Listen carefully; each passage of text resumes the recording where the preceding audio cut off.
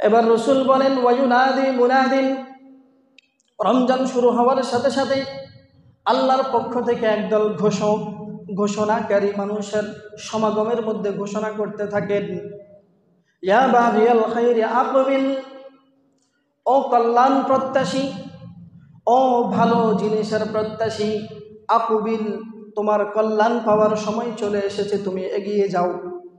ওয়া বাগিয়াশ শাররি আকসির, ও অকল্যাণ প্রত্যাশী, খারাপ কাজে গুনাহের কাজে লিপ্ত ব্যক্তি, তোমার থেমে যাওয়ার সময় এসেছে, আকসির, তুমি থেমে যাও।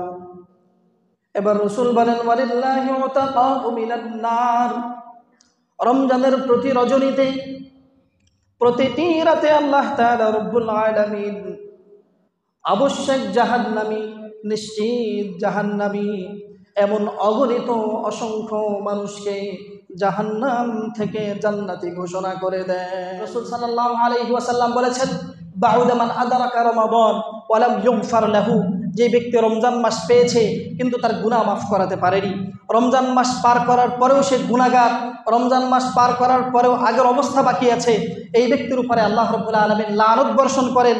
এই খবর রাসূলের কাছে জিবরিল আলাইহিস সালাম বহন করে নিয়ে এসেছেন। রাসূল সাল্লাল্লাহু আলাইহি ওয়াসাল্লাম বলেছেন আমিন। যে বদদুয়া আল্লাহ করেছেন, জিবরিল আলাইহিস সালাম বহন করে নিয়ে এসেছেন, রাসূল আমিন বলেছেন।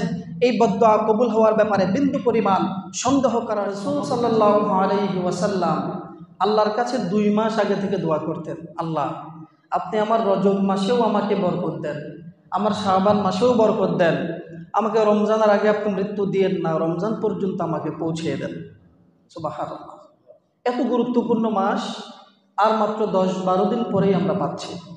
সম্মানিত উপস্থিতি, এজন্য আমি একজন সচেতন মুসলমান, আমি জান্নাতে যেতে চাই, আমি জাহান্নাম থেকে বাঁচতে চাই, আমার জীবনের গুনাহগুলো আমি মাফ করাতে চাই।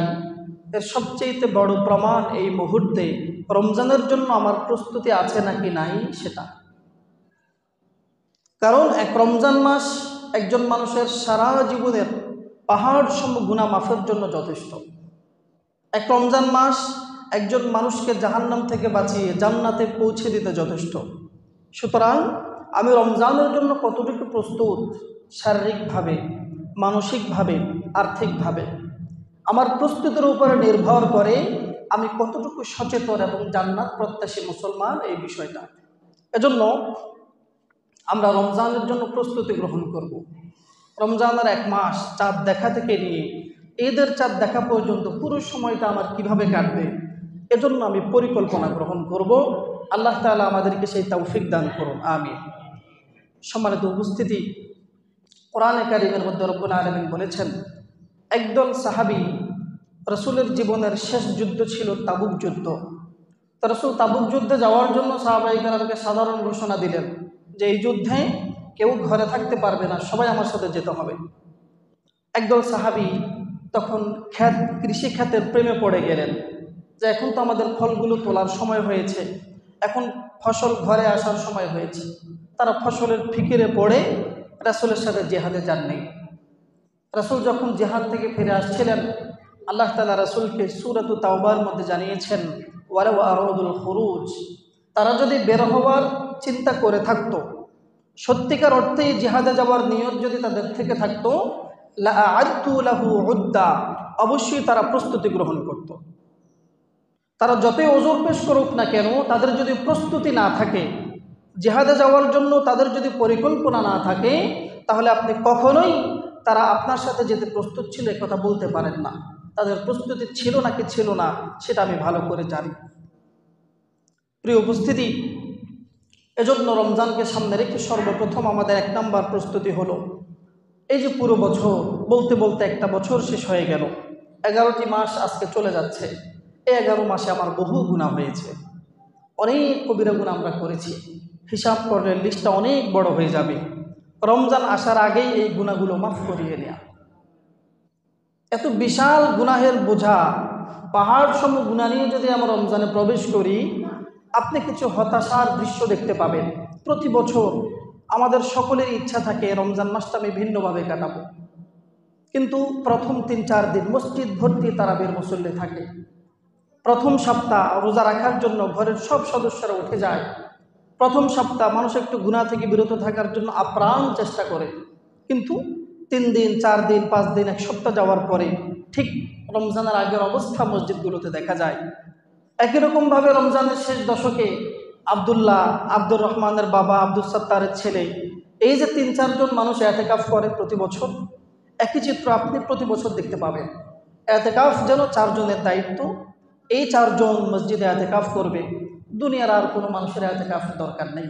অথচ এই এতেকাফ রাসূল সাল্লাল্লাহু আলাইহি ওয়াসাল্লাম জীবনে যখন শুরু করেছেন মরার আগ পর্যন্ত আর ছাড়েননি। এজন্য আমাদের প্রস্তুতি থাকা উচিত রমজানের জন্য। বিগত জীবনের গুনাহগুলো রমজান আসার আগেই মাফ করানো উচিত, অন্যথায় এই গুনাহের চাপে, গুনাহের ভারে রমজানটাকে আমি কাজে লাগাতে পারবো না। দ্বিতীয় প্রস্তুতি রমজানের জন্য। রমজানের কতগুলো ফাজাইল আছে, উপকারিতা আছে, ফজিলত আছে। এই ফজিলতগুলো অবিস্মরণীয়, আশ্চর্যজনক। এত বড় বড় ফজিলত দুনিয়ার অন্য কোনো আমলের মধ্যে নেই। এগুলো শুনলেই আপনার ঈমান বৃদ্ধি পাবে, এগুলো আলোচনা করলেই রমজানে দুনিয়ার কাজ ছেড়ে দিতে মনে চাইবে। এই ফাজাইলগুলো নিয়ে আলোচনা করা, ফাজাইলগুলো শোনা, ঘরের মধ্যে তালিম করা, মসজিদের তালিমে রমজানের ফাজাইলগুলো নিয়ে আলোচনা করা। রাসূল সাল্লাল্লাহু আলাইহি ওয়াসাল্লাম হাদিস শরীফের মধ্যে বলেছেন, যখন রমজানের প্রথম রাত শুরু হয়, 4টা দেখা যায়, ঠিক মাগরিব থেকে কিছু কাজ আল্লাহ তাআলা রব্বুল আলামিন করে দেন।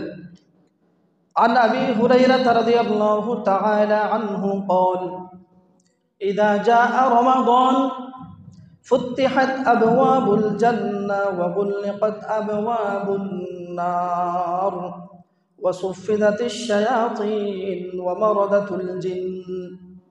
রাসূল বলেন, যখনই রমজানের প্রথম রজনী শুরু হয়ে যায়, রমজানের প্রথম রাতটা যখন শুরু হয়ে যায়, আল্লাহ তাআলা রব্বুল আলামিন জান্নাতের সকল দরজাগুলোকে মানুষের জন্য উন্মুক্ত করে দেন।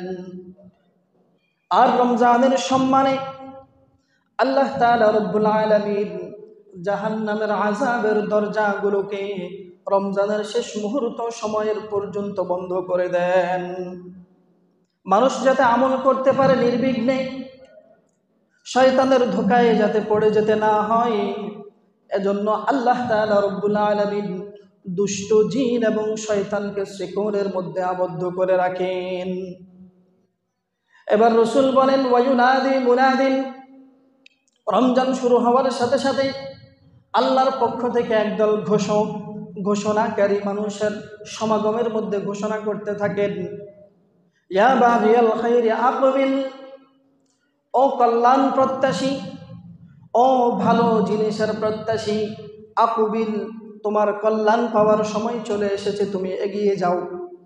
ওয়া বাগিয়াশ শাররি আকসির, ও অকল্যাণ প্রত্যাশী, খারাপ কাজে গুনাহের কাজে লিপ্ত ব্যক্তি, তোমার থেমে যাওয়ার সময় এসেছে, আকসির, তুমি থেমে যাও।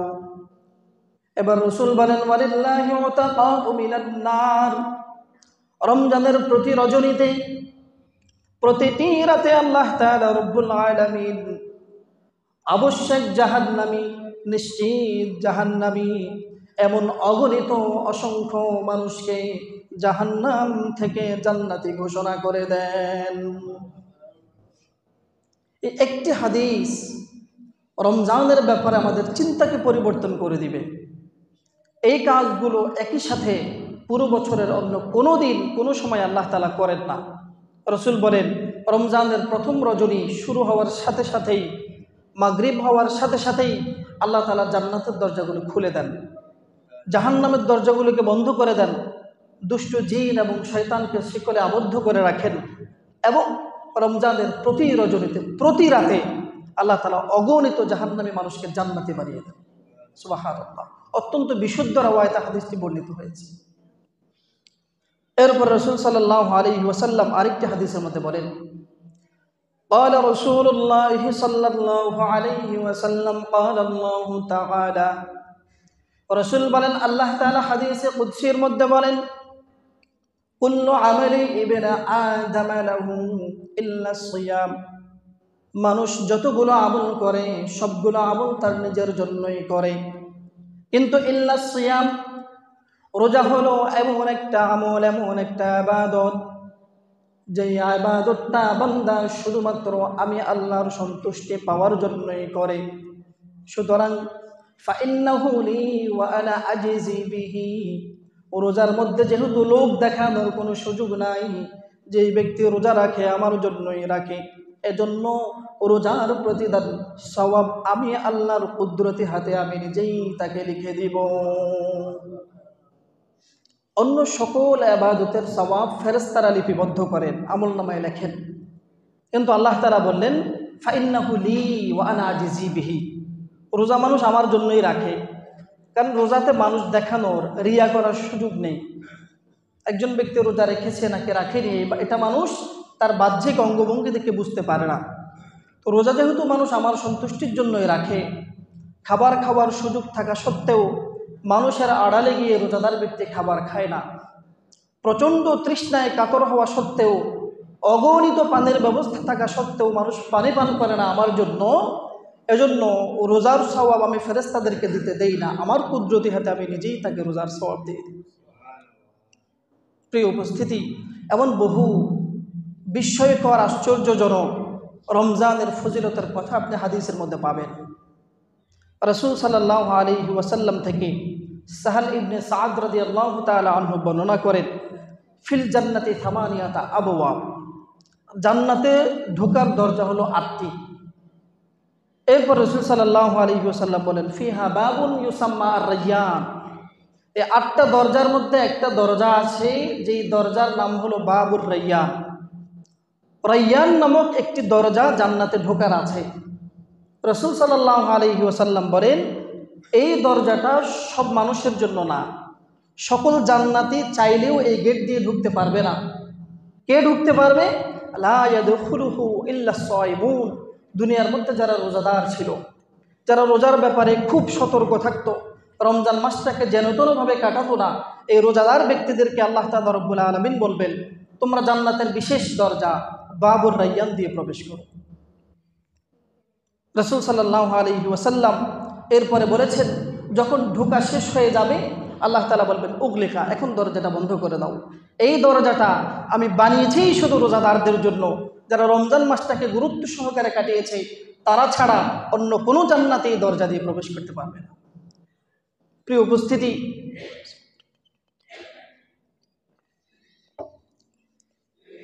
রাসূল সাল্লাল্লাহু আলাইহি ওয়াসাল্লাম অপর এক হাদিসের মধ্যে বলেন, ইন্না ফিল জান্নাতি গুরাফান তারা যুহুরুহা মিন বুতুনিহা ওয়া বুতুনুহা মিন যুহুরিহা।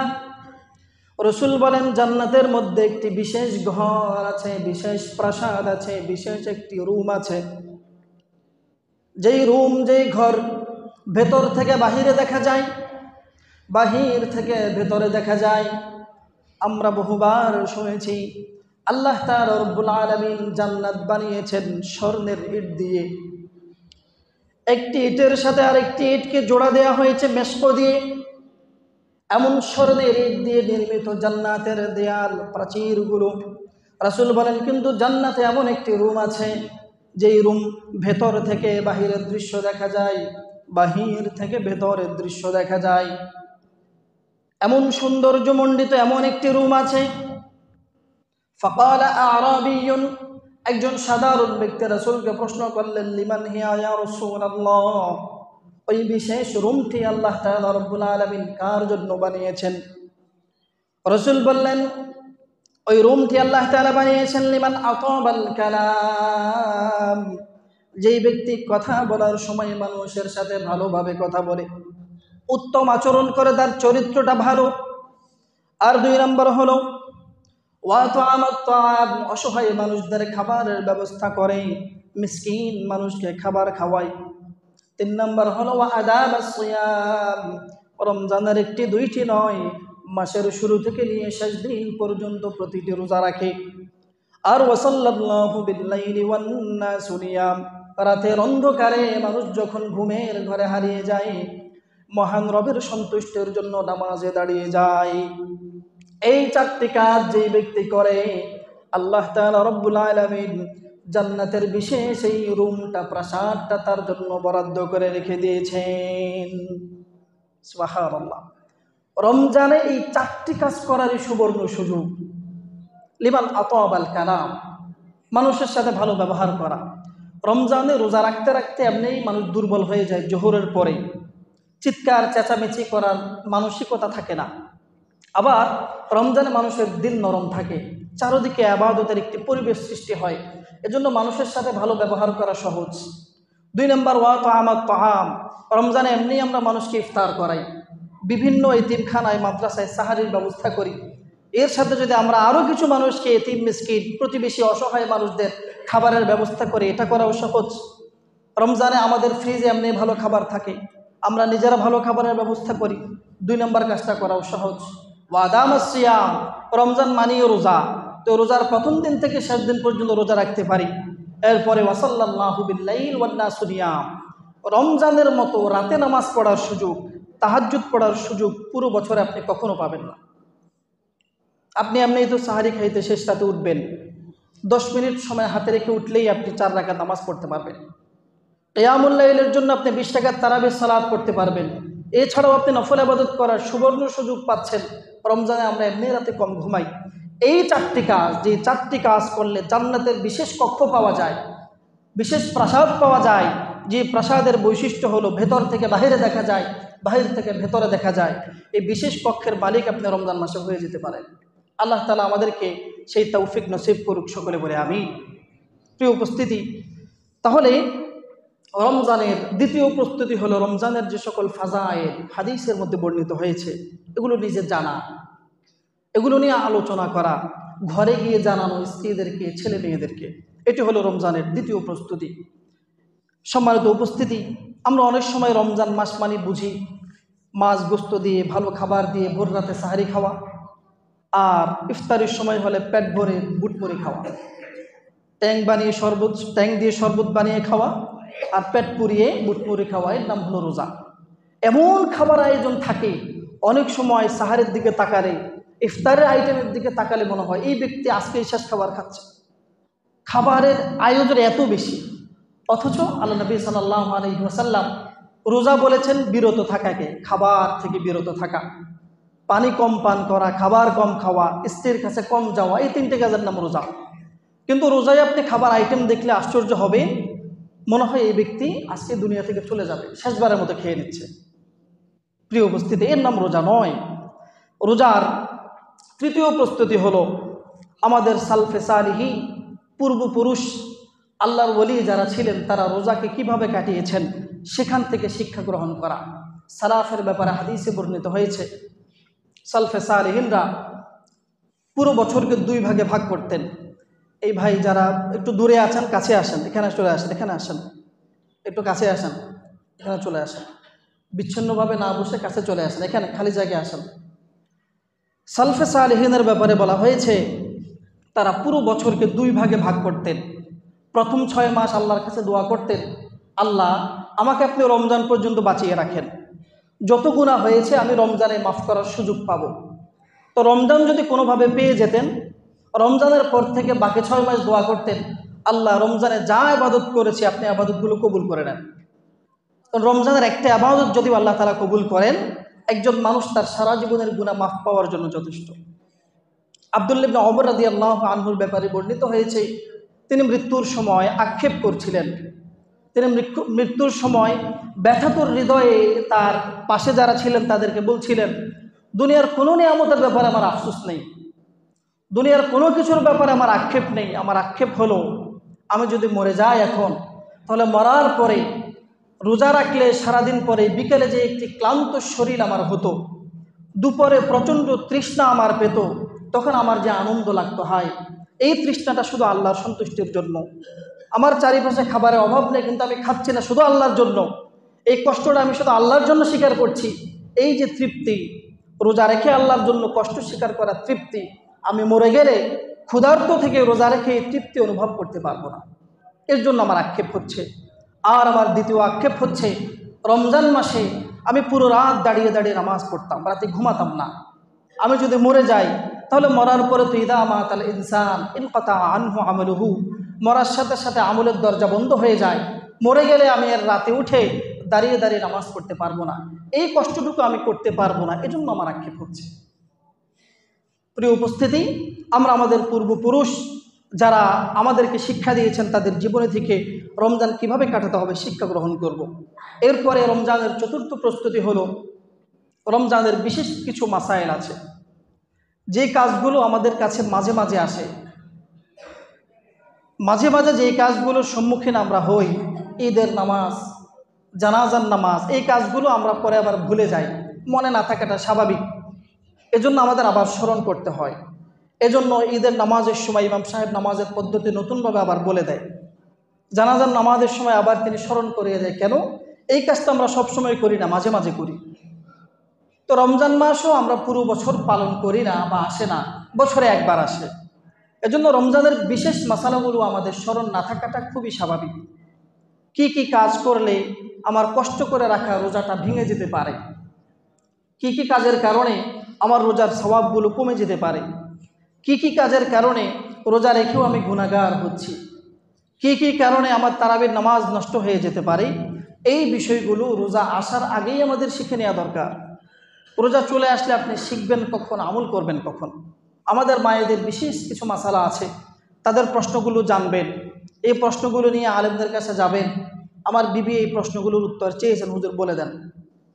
এই মাসালাগুলো আমরা যদি আগে থেকে আলোচনা করি, রমজানের প্রতি আমাদের আগ্রহ বৃদ্ধি পাবে ইনশাআল্লাহ।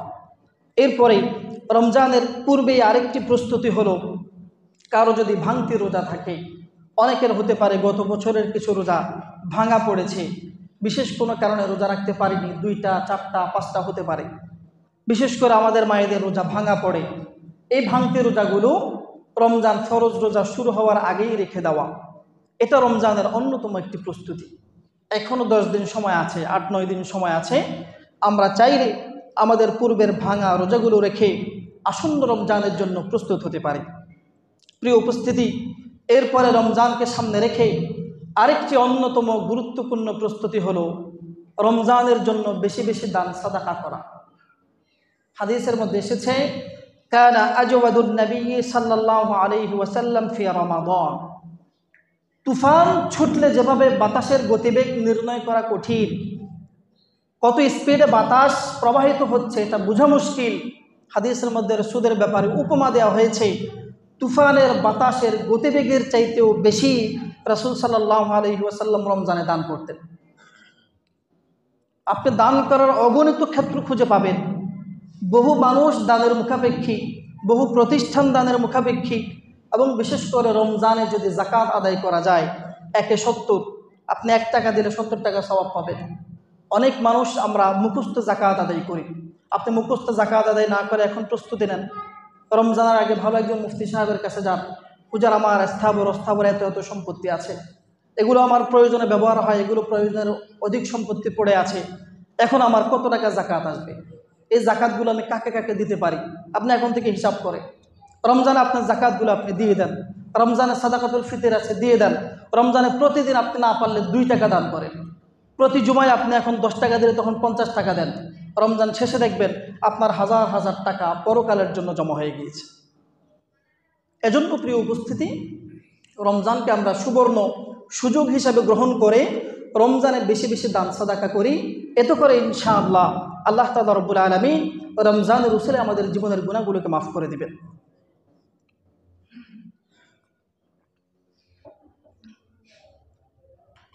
এরপরে রমজানের আরেকটি গুরুত্বপূর্ণ প্রস্তুতি হলো কারণ অনুসন্ধান করা। আপনার জীবনে আপনি হয়তো আরও 20টি রমজান পার করেছেন, 10টি 15টি 30টি রমজান পার করেছেন, আপনি এখন হিসাবের খাতা নিয়ে বসেন যে আমি কেন আমার পূর্বের 30টি রমজান মাসে 30টি বছরে সফল হতে পারলাম না, কেন আমি একজন ব্যর্থ মানুষ, যেখানে সাহাবায়ে কেরাম মুসলমান হওয়ার পরে 1টি রমজান পেয়েছিলেন, কোনো সাহাবী 2টি রমজান পেয়েছেন, রাসূল সাল্লাল্লাহু আলাইহি ওয়াসাল্লাম 2য় হিজরি থেকে নিয়ে 10ম হিজরি পর্যন্ত 8টি রমজান পেয়েছেন। সাহাবায়ে কেরাম 1টি রমজানেই সফল, 1টি রমজান কাটানোর পরেই দুনিয়াতে বসে বসে জান্নাতের সুসংবাদ পেয়েছেন। কিন্তু আমার জীবনে 30টি রোজা অতিক্রম হওয়ার পরেও 40টি রোজা অতিক্রম হওয়ার পরেও কেন আমি ব্যর্থ? এই হিসাব আপনি নিয়ে বসেন। ওমর রাদিয়াল্লাহু আনহু বলেছেন, হাসিবু ক্বাবলা আন তুহাসিবু ওয়াজিনু ক্বাবলা আন তুওয়াজানু। তোমার থেকে হিসাব চাওয়ার পূর্বে তুমি তোমার নিজের হিসাব করো। তোমার আমলগুলোকে ওজন করার পূর্বে তুমি তোমার আমলগুলোকে ওজন করো। তোমার বিচার আর কেউ করার প্রয়োজন হবে না। সুতরাং আপনি আপনার হিসাব করেন, আপনি কেন ব্যর্থ? কেন গত বছর আপনি আমল করতে পারেননি? কোন কারণে আপনার তারাবি আপনি কন্টিনিউ করতে পারেননি? এক সপ্তাহ পরে তারাবি ছেড়ে দিয়েছেন। কোন কারণে 5টা 7টা রোজা আপনাকে ভাঙতে হয়েছে? কোন কারণে রমজানে আপনি গুনাহ ছাড়তে চেয়েও গুনাহ ছাড়তে পারেননি? যেই কারণে আপনি বিগত সময়ে ব্যর্থ হয়েছেন, ঠিক ওই কারণটা এই রমজান আসার আগে আগে ছেড়ে দেন। আল্লাহ রাব্বুল আলামিনের সন্তুষ্টির জন্য নিজেকে কঠোর বানান নিজের ব্যাপারে। দেখবেন ইনশাআল্লাহ কারণ খুঁজে যদি প্রতিকার করতে পারেন, রোগ খুঁজে যদি চিকিৎসা দিতে পারেন, ইনশাআল্লাহ আপনার জীবনের শ্রেষ্ঠ রমজান মাস আপনি কাটাতে পারেন। আল্লাহ তাআলা আমাদেরকে তৌফিক দান করুন। প্রিয় উপস্থিতি, রমজান মাসের ব্যাপারে আল্লাহ নবী সাল্লাল্লাহু আলাইহি ওয়াসাল্লাম আমাদেরকে সুসংবাদ শুনিয়েছেন। রাসূলের ভাষায় সেই সুসংবাদ আমি আপনাদেরকে শোনাচ্ছি। আল্লাহ নবী সাল্লাল্লাহু আলাইহি ওয়াসাল্লাম বলেছেন, রমজান মাসের প্রথম রজনী শুরু হওয়ার সাথে সাথে আসমানের দরজা খুলে দেয়া হয়, জান্নাতের দরজা খুলে দেয়া হয়, জাহান্নামের দরজা বন্ধ করে দেয়া হয়। আল্লাহ তাআলা রব্বুল আলামিন রমজানের বাহিরে একটি ফরজ ইবাদত করলে একটি ফরজের সওয়াব দিতেন, কিন্তু রমজান শুরু হওয়ার পরে একটি ফরজ ইবাদত করলে 70টি ফরজের সওয়াব দিবেন। রমজানের বাহিরে কোনো ব্যক্তি একটি নফল করলে একটি নফলের সওয়াব পেতেন। রমজান শুরু হওয়ার পরে কোনো ব্যক্তি একটি নফল ইবাদত করলে 70টি অথবা একটি ফরজ ইবাদত করার মতো সওয়াব পাবেন। সম্মানিত উপস্থিতি, এই সুসংবাদ রাসূল সাল্লাল্লাহু আলাইহি ওয়াসাল্লাম আমাদেরকে দিয়েছেন। আমি আপনাদেরকে শোনাচ্ছি রাসূলের ভাষায়। রাসূল সাল্লাল্লাহু আলাইহি ওয়াসাল্লাম বলেছেন, রমজানের শেষ দশকে এমন একটি রজনী আছে, খায়রুম মিন আলফি শাহর, যাকে বলা হয় শবে কদর। এক রাতের ইবাদত 1000 রাতের ইবাদতের চাইতেও রব্বুল আলামিনের কাছে বেশি দামি। আমি আপনাদেরকে সেই সুসংবাদ শোনাচ্ছি। প্রিয় উপস্থিতি, রাসূল সাল্লাল্লাহু আলাইহি ওয়াসাল্লাম সুসংবাদ দেওয়ার সাথে সাথে আমাদেরকে দুঃসংবাদ দিয়েছেন। রাসূল সাল্লাল্লাহু আলাইহি ওয়াসাল্লাম বলেছেন, বাউদা মান আদরাকা রমাদান ওয়া লাম ইগফার লাহু, যে ব্যক্তি রমজান মাস পেয়েছে কিন্তু তার গুনাহ মাফ করাতে পারেনি, রমজান মাস পার করার পরেও সে গুনাহগার, রমজান মাস পার করার পরেও আগের অবস্থা বাকি আছে, এই ব্যক্তির উপরে আল্লাহ রাব্বুল আলামিন লানত বর্ষণ করেন। এই খবর রাসূলের কাছে জিবরিল আলাইহিস সালাম বহন করে নিয়ে এসেছেন। রাসূল সাল্লাল্লাহু আলাইহি ওয়াসাল্লাম বলেছেন আমিন। যে বদদুয়া আল্লাহ করেছেন, জিবরিল আলাইহিস সালাম বহন করে নিয়ে এসেছেন, রাসূল আমিন বলেছেন। এই বদদুয়া কবুল হওয়ার ব্যাপারে বিন্দু পরিমাণ সন্দেহ করার কোনো অবকাশ নেই। এজন্য আমি আপনাদেরকে রমজানের সুসংবাদ শোনাচ্ছি, রমজানের দুঃসংবাদ শোনাচ্ছি। প্রিয় উপস্থিতি, এই রমজান যদি আপনি কাঙ্ক্ষিতভাবে কাটাতে না পারেন, তাহলে রমজানের পরে আপনি আল্লাহ রাব্বুল আলামিনের অভিশাপের ভাগীদার হবেন। এমন যদি হতো যে রমজানে কোনো ব্যক্তি ইবাদত করলে ভালো, আসরের আগে 4 রাকাত সুন্নতের মতো পড়লে ভালো, না পড়লে সমস্যা নাই, যদি এমন হতো তাহলে চিন্তার কারণ নেই। আমি রমজানে ইবাদত করতে পারলে সওয়াব পেয়েছি, পারিনি সওয়াব পাইনি, হিসাব বরাবর। কিন্তু বিষয়টা এমন নয়। বিষয় হলো এমন, রমজানে আপনাকে ইবাদত করতেই হবে, না করলে আপনি আল্লাহর অভিশাপের ভাগীদার হবেন। প্রিয় উপস্থিতি, রমজানে আমাদের ব্যস্ততা অনেক বেশি বেড়ে যায়। রমজানে যে প্রস্তুতি নাই এটা আমি বলবো না, কারণ রমজানে অনেক ধরনের প্রস্তুতি আপনি দেখতে পাবেন। আপনি রমজান কেন্দ্রিক যাদের ব্যবসা চাঙ্গা হয় তাদের দিকে তাকান, তাদের অনেক প্রস্তুতি আছে। আরও 2 মাস আগ থেকে তারা তাদের দোকানের পণ্য মজুত করে রেখেছেন। যে সকল পণ্য রমজানে বেশি বিক্রি হবে তারা অনেক দিকে জ্যাক লাগিয়ে রেখেছেন, কোথা থেকে বেশি এনে দোকানে জমা করা যায়। তাহলে তাদের প্রস্তুতি আছে। যারা ফিল্ম ইন্ডাস্ট্রিতে কাজ করে, ছবি বানায়, নাটক বানায়, মুভি বানায়, তাদের প্রস্তুতি আরও 6 মাস আগে শুরু। তারা 6 মাস আগে ঘোষণা দিয়েছেন, আমার এই ছবিটা, এই মুভিটা এই ঈদকে উপলক্ষ করে ঈদের আগে রিলিজ দেওয়া হবে। তাহলে তাদের প্রস্তুতি আছে। বহু মানুষ এখন থেকে পরিকল্পনা করে রেখেছেন ঈদের মার্কেট কোন বাজারে গিয়ে করবেন, ঈদের কেনাকাটা কোন শহর থেকে করবেন। বহু মানুষের প্রস্তুতি পরিকল্পনা আছে। তো পরিকল্পনা নাই এমন না, আমরা বুঝেছি জেনেছি যে রমজান মাস হলো লাভের মাস। এই লাভ যে পরকালের লাভ এটা বুঝি নাই। রমজান মাস লাভের মাস, এজন্য আমরা রমজানে কিভাবে বেশি লাভ করা যায় আগে থেকে প্রস্তুতি নিয়ে রাখি। কিন্তু রমজান মাস লাভের মাস মানে যে পরকালের লাভের মাস, এটা আমরা বুঝিও নি, এ ব্যাপারে আমাদের কোনো প্রস্তুতিও নেই। সম্মানিত উপস্থিতি, যদি এমন হয় যে রমজানে আপনার ব্যস্ততা অনেক বেশি বেড়ে যায়, ব্যস্ততার কারণে একটু সময় দিয়ে কিয়ামুল লাইল করতে পারেন না, তারাবির নামাজ পড়তে পারেন না, ব্যস্ততার কারণে আপনার 40 বছর 50 বছর মাইন্ড করে না, হিসাব দেওয়ার জন্য বলছি। এত বছর হয়ে গিয়েছে যে এতেকাফ রাসূল সাল্লাল্লাহু আলাইহি ওয়াসাল্লাম শুরু করার পরে 10 বছরে জীবনে ছাড়েননি, আপনার 50 বছর শেষ হওয়ার পরেও আপনি জীবনে এতেকাফ করেননি, এমন ব্যর্থ যদি আপনি হয়ে থাকেন, এত ব্যস্ততা যদি রমজান মাসে আপনার থেকে থাকে, আমি আপনাকে মৃত্যুর কথা স্মরণ করিয়ে দিতে চাই। প্রিয় ভাই, আগামী রমজান পর্যন্ত বেঁচে থাকবেন, বুকে হাত দিয়ে বলতে পারবেন এমন একজনও আছেন? থাকলে বলেন সাহস করে, আমরা সবাই আপনাকে অনুসরণ করব। আপনি কি ফলো করেন, কি খান, কোথায় হাঁটেন, আপনাকে আমরা অনুসরণ করবো। একজন যদি বলতে পারেন হুজুর এই বছরের পরে আগামী রমজান পর্যন্ত আমি বেঁচে থাকবো, একজনও বলতে পারলে আমরা সব আপনার মুরিদ হয়ে যাব, আপনার ভক্ত অনুসারে হয়ে যাব, কেউ বলতে পারবেন না। প্রিয় উপস্থিতি, যদি এমনটা মনে হয় তাহলে আমাদের মাঝ থেকে বিদায় নেয়া মীর আসলাম ভাই আমাদের সবচেয়ে বড় উদাহরণ। একজনকেও যদি প্রশ্ন করি মীর আসলাম ভাই দুনিয়া থেকে যাওয়ার একটা ব্যাখ্যা দেন, তিনি দুনিয়া থেকে কেন গেল একটা ব্যাখ্যা দেন, কোনো ব্যাখ্যা আপনি দিতে পারবেন না। একটাই উত্তর হবে, তার সময় শেষ হয়ে গিয়েছে। তার সময় যে শেষ তিনিও জানতেন না, তার বাবাও জানতো না, তার মাও জানতো না। যে স্ত্রীর সাথে ব্যাড শেয়ার করেছেন সেই স্ত্রীও জানতো না, শুধু কে জানতেন? আল্লাহ তাআলা জানতেন। কোনো হিসাব নেই, কোনো ব্যাখ্যা নেই, আল্লাহ চেয়েছেন, তিনি দুনিয়া থেকে চলে গিয়েছেন। মীর আসলাম ভাই আমাদের জন্য সবচেয়ে বড় উদাহরণ। আমি তো মনে করেছিলাম আসলাম ভাই দুনিয়া থেকে চলে যাওয়ার পরে আমাদের সমাজের মানুষ মনে হয় কাফনের কাপড় পরে মসজিদে বসে থাকবে, ভয় আর মসজিদ থেকে বের হবে না। হ্যাঁ, এমন টকবগে একটা যুবক, সুস্থ একটা মানুষ কিভাবে কোনো বার্তা দেওয়া ছাড়া, কোনো মেসেজ দেওয়া ছাড়া দুনিয়া থেকে চলে গেলেন, এই চিন্তায় মনে হয় আমাদের সমাজের সব মানুষ দুনিয়াদারি ছেড়ে খানাপিনা বন্ধ করে, গোসল বন্ধ করে মসজিদ থেকে ভয় বেরই হবে না। ওমা দেখলাম যে না, চিত্র তার উল্টো। একদিন সবাই কান্নাকাটি করেছে, দু একদিন দোকানপাটে সবাই হাহুতাশ করেছে, এরপরে মীর আসলাম ভাই তার কবরে শুয়ে আছে, আমরা আমাদেরকে নিয়ে ব্যস্ত হয়ে পড়ে আছি।